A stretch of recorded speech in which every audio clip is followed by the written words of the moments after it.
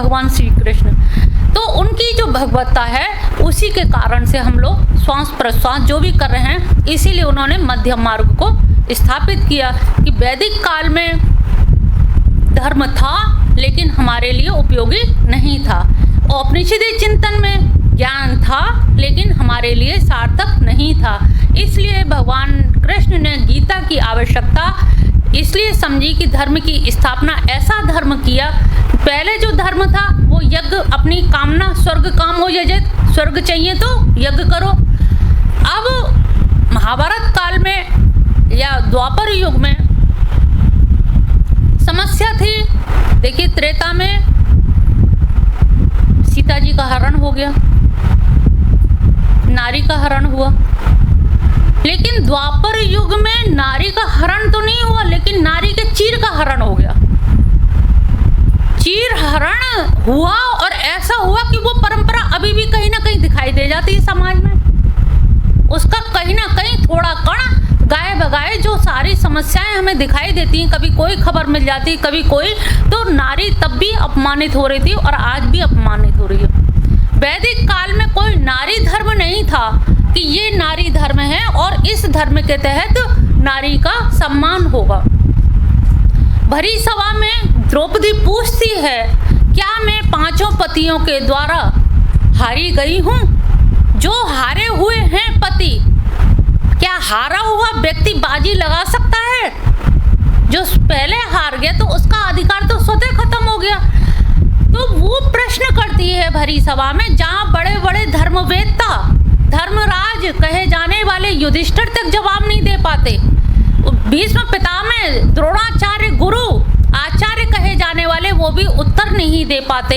ये उस समय की समस्या थी जिसका उत्तर भगवान श्री कृष्ण ने नारी धर्म, वर्ण धर्म, सारे धर्मों की स्थापना की और बताया कि सर्वभूत हिते रता।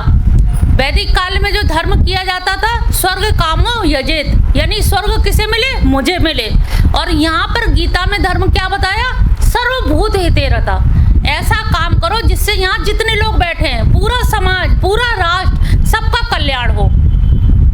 और कल्याण के लिए कहा कि अगर 5 लोगों का कल्याण हो रहा है और तुम्हारा अहित हो रहा है तो अपना अहित हो जाने दो, लेकिन 5 का हित हो रहा है ना, तो बहुजन हिताय, यानी कि एक का त्याग करके अगर बहुतों का हित हो रहा है तो बहुतों का हित होने दो।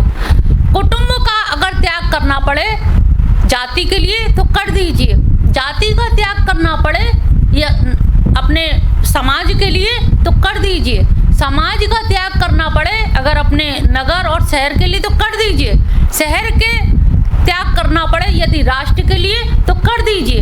यानी कि छोटे का अगर त्याग बहुत ज़्यादा लोगों के कल्याण के लिए हो रहा है तो आप कर दीजिए। इसलिए यहाँ पर धर्म की नई परिभाषा दी जो हमारे वैदिक काल में नहीं थी, और इसीलिए यहाँ पर धर्म की स्थापना करने के लिए गीता में सबसे बड़ी जो उन्होंने आश्वासन दिया कि असोच्यान सोचस्त्व, कि जो इसका बीज मंत्र कहा जाता है कि सबसे बड़ी बात है कि जो तू सोच कर रहा है उनके लिए तू शोक मत कर।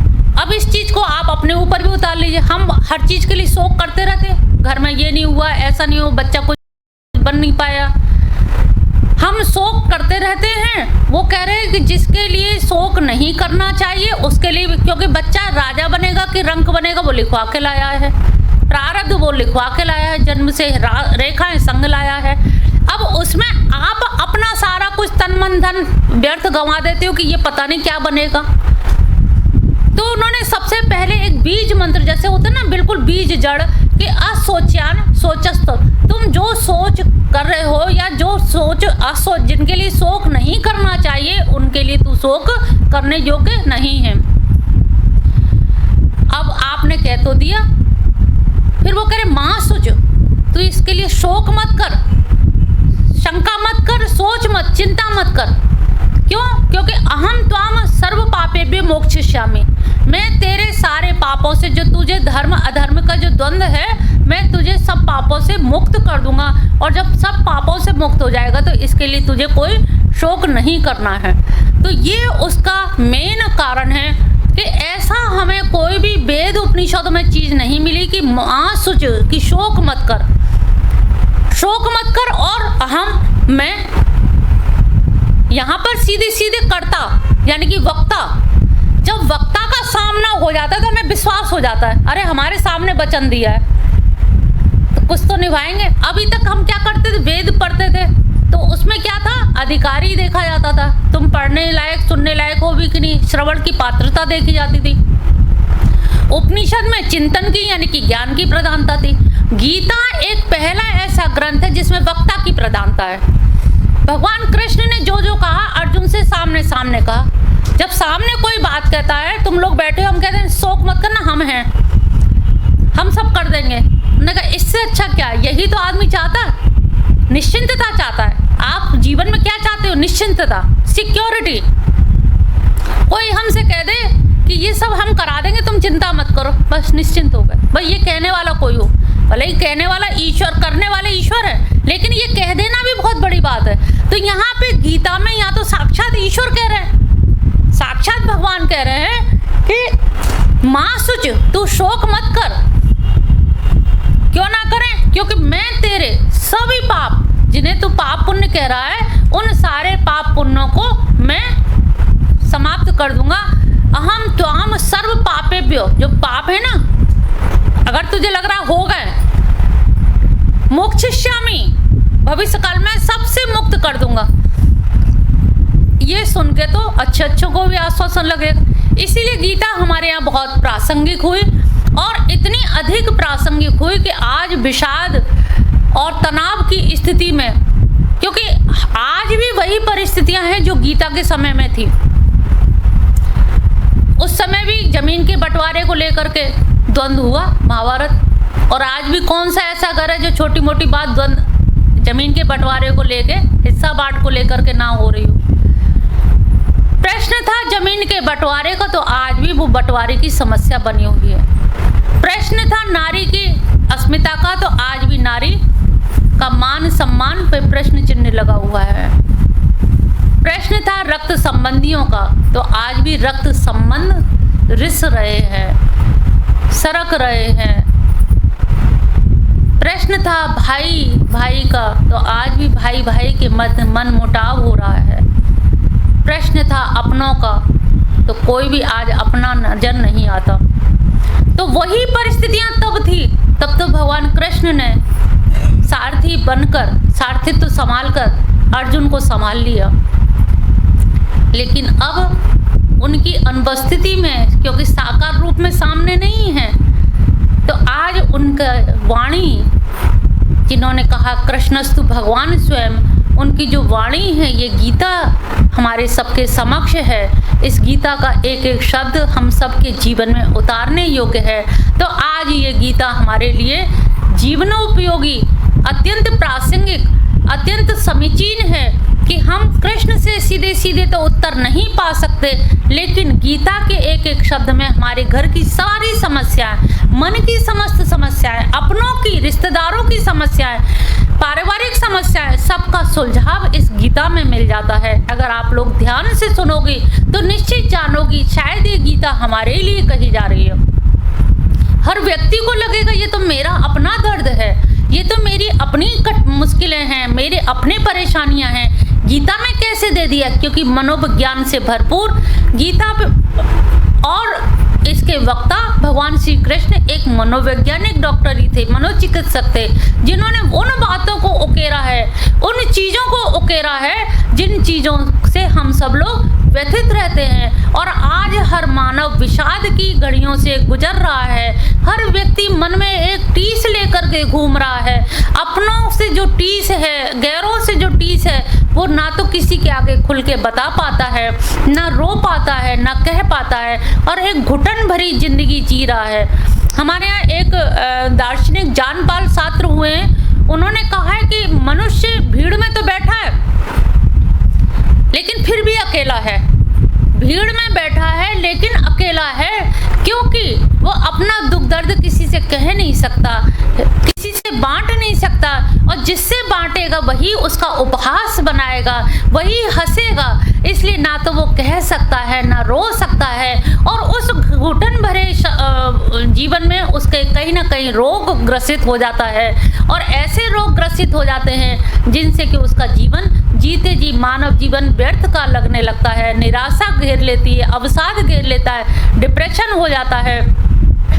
तो गीता एक ऐसी चीज़ है जो जिसमें हमारा युग धर्म, नारी धर्म, वर्ण धर्म, सभी समस्त जातियों के लिए धर्म का विवेचन किया गया है।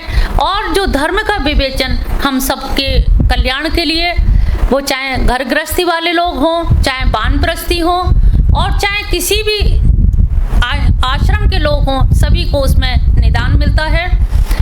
और कभी अगर मौका लगा तो बताएंगे कि नारियों के लिए गीता कितनी आवश्यक है। अगर गीता आप लोग पढ़ते हैं तो निस्संदेह आपको बहुत ही इससे एक नया जीवन मिल जाएगा, और वो नया जीवन ऐसा होगा जिससे आप तटस्थ हो करके निष्पक्ष भाव से अपना जीवन यापन कर सकते हो। तो यहाँ पर अर्जुन की जो विषाद युक्त स्थिति थी, तो भगवान देखते हैं कि अपनों को देख करके जो अर्जुन इतना वीर धनुर्धारी अपने कैसे हृदय को हिला के रख देते हैं, अपने दुख ज़्यादा देते हैं, सुख कम देते हैं। दुनिया में आपको कोई दुख देने वाला नहीं है, दुख मिलता है तो अपनों से ही मिलता है। आपको ये हाथ अगर थप्पड़ मारेगा तो ये पास ज़्यादा है, बाहर दूर का आदमी हमें नहीं मार सकता। तो जितना दुख हमें मिलता है अपनों से मिलता है। तो भगवान श्री कृष्ण भी देख रहे हैं, या हम लोग भी देखते हैं गीता का जब अध्ययन करते हैं, तो अर्जुन जो धनुर्धारी था, लेकिन जैसे ही वो कहता है कि मेरा रथ दोनों सेनाओं के मध्य में ले चलो, और बीच में जैसे ही भगवान रथ खड़ा करते हैं, तो ऐसा क्या हो गया कि उसका छत्र तो छरित हो गया, जो गांडीव लेके चला था बड़े बाहुबल के साथ में, और जिसने पूरा जीवन लगा दिया धनुष विद्या सीखने में, धनुर्धारी बनने में, यहाँ तक कि उसने द्रोणाचार्य से सीखा और एकलव्य का अंगूठा तक ले लिया कि ये ना चला पाए, मुझसे ज्यादा दक्ष और प्रवीण कोई हो ना पाए, जिसके लिए तूने अंगूठा तक ले लिया, और आज अपनों के आगे हार गया।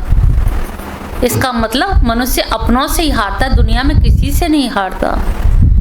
ऐसा क्या था कि उसका छत्रित्व छरित हो गया, खून पानी बन गया, हाथ कपकपायमान हो रहे हैं, शरीर कांप रहा है, गांडीव हाथ से गिर रहा है, हलक में घूंट निकल रहा है, मुंह सूख रहा है। ये सब जो स्थितियां हुई वो किसको देख करके हुई? अपनों को देख करके। और मजे की बात देखिए कि सामने कृष्ण बैठे हुए हैं, कृष्ण को नहीं देख के अपनों को देख रहा है छलांग मार के। भाई वो तो सारथी है, अब यहाँ बीच में कृष्ण बैठे हैं और वो देख रहा है उनको। और यही हम लोगों की विडंबना है कि हम लोग भी कृष्ण को जो इतने निकटस्थ है, नाती दूरे, जो इतने पास हैं, हम उनको नहीं देख पाते, और हम दूसरों को देखते हैं कि कोई हमारे लिए क्या कह रहा है, कौन हमारा है, कौन हमारी प्रशंसा कर रहा है। अपनों को हम देखने में पूरा जीवन बिता देते हैं। और वही अर्जुन ने किया कि कृष्ण जो सारथी बने बैठे हैं उनको नहीं देख रहा, और अपनों को देख करके मोह ग्रसित हो गया, और इतना अधिक मोह ग्रसित हो गया कि वो फिर युद्ध करने की उसमें क्षमता ही समाप्त हो गई। जो उन्होंने कहा कि सर्वधर्माने परित्यज्य, अर्जुन को संदेश दिया कि आखिरी में तू ये सब जो धर्म की बातें कर रहा है ना, और धर्म के जो आवरण ओढ़ रहा है, बहुत से लोगों से आप कहो ना गीता पढ़ने आना, गीता घर में रखी, हम भी पढ़ लेते हैं, रोज ही पढ़ते 2 श्लोक। कोई व्यक्ति मुझे अज्ञानी नहीं मिला, हर आदमी बड़ा ज्ञानी है और बड़े बड़े ज्ञान की बात करता है। अरे निर्गुण निराकार है, वो कहाँ बंसी वाले, कहाँ वो टेढ़ी टांग करे वाले, वो कहाँ भगवान। भगवान तो वो वहाँ कण कण में विराजमान है। और देखा कण में कभी देखा तूने? बड़ी बड़ी बातें आदमी करता है। मैं तो यही देखती हूँ, कोई अज्ञानी है ही नहीं, सब लोग बहुत बड़े ज्ञानी हैं। ऐसे ही बड़े बड़े धर्म की बात कह रहा है अर्जुन भी। वर्ण शंकर लुप्त पिंडोदक क्रिया, स्त्रीसु दुष्टासु। अरे कृष्ण तुम नहीं देखते हो, महाभारत हो जाएगा तो स्त्रियां बिगड़ जाएंगी, वर्ण शंकरता आ जाएगी, वर्ण शंकरता आएगी तो लुप्त पिंडोदक क्रिया, श्राद्ध तर्पण कौन करेगा? भगवान को हंसी आ गई, ये बड़े बड़े धर्म की बात कर रहा है, जानता कुछ नहीं है। और देखिए धर्मवेत्ता के आगे कहते हैं नानी के आगे ननियाल की बात करो, तो वो भगवान के आगे धर्म वेदता है और वही धर्म की स्थापना करने के लिए आए हैं और उनसे बड़े बड़े धर्म की बात कर रहा है। तब भगवान को कहना पड़ा कि सर्वधर्मानि परित्यज्य मामेकं शरणं व्रज। क्यों कहना पड़ा?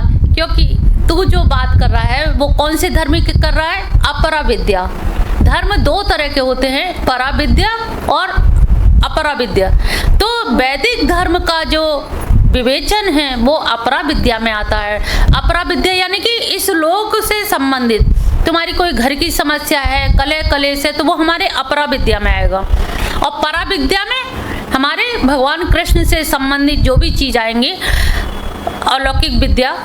तो यहाँ पर भगवान ने कहा कि परा विद्या, अपरा विद्या से तुझे परा विद्या में आना है। और एक समय ऐसा आएगा, जैसे हम लोगों के पैर में कांटा चुभ जाता है तो हम क्या करते हैं?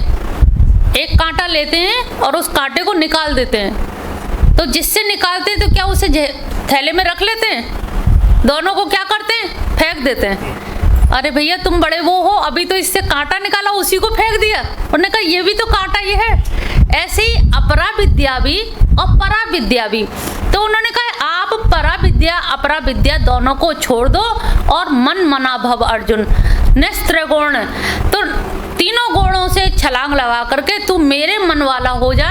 और जब मेरे मन वाला हो जाएगा तो निश्चित जानिए कि तुझे फिर ये धर्म की व्यथाओं में तू नहीं लगेगा, इसलिए तू इन सब से मुक्त हो जा। और जब सबसे मुक्त होगा तभी तू मेरे पास आ पाएगा। तो मन मना भव, तू मन मुझे दे दे, और जब मन मुझे दे देगा तभी तेरा कल्याण हो पाएगा। तो यहाँ पर गीता का जो उद्देश्य है वो नेस्त्रगुण यानी कि अपरा विद्या में हमें उलझना नहीं है। अपरा विद्या यानी कि कामनाओं को पूर्ति करने में, और परा विद्या उसका भी सत्कर्म यानी कि हमें कहीं ना कहीं अच्छे फल की प्राप्ति होगी। लेकिन जब हम तीनों गुणों से अतीत चले जाएंगे तो भगवान कृष्ण ने अर्जुन को यही संदेश दिया है, नेस्त्रगुण भवा अर्जुन। तो इन तीनों गुणों का अतिक्रमण कर। तो क्या करूं? मन मना भव, तू मेरे मन वाला हो जा, तू मुझे समर्पित कर दे, फिर तुझे कुछ भी करना शेष नहीं है। तो वही भाव हम लोगों को लाना है कि परा और अपरा विद्या से छलांग लगा करके गीता का जो उद्देश्य है कि सर्वधर्मानि परित्यज्य, वो उस धर्म की बात कही थी जो प्रासंगिक नहीं है और जिससे जनता जनार्दन करा रही थी, उस धर्म का भगवान ने मना किया। बहुत सारे लोग इस पे आक्षेप करते हैं कि भगवान तो धर्म की स्थापना करने के लिए आए, फिर उन्होंने कहा सर्वधर्मानि परित्यज्य। तो जो धर्म प्रचलित था और वो उपयोगी नहीं था जनमानस के लिए, इसीलिए उन्होंने उसको त्यागने के लिए और अपने परा अपरा विद्या से भी परे जाने के लिए उच्च कोटि पर, जिससे जीव उनकी गोलोक धाम में उनकी अहरनिश महाराज का एक अभिन्न अंग बन जाता है, उसकी ओर भगवान ने प्रेरणा दी। तो चलते हैं हम लोग भी उन्हीं के भाव में निमग्न होने के लिए। तो आज से गीता का प्रारंभ होगा। सभी लोग गीता का खोल लें, प्रथम अध्याय।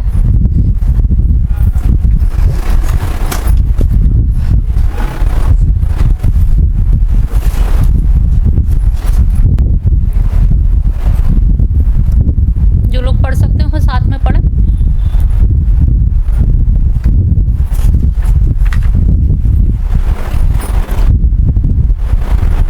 धृतराष्ट्रोवाच धर्मो क्षेत्रे कुरुक्षेत्रे समवेतायो योत्सव माम का पांडवाश्चैव किम कुर्वत संजय। धृतराष्ट्रोवाच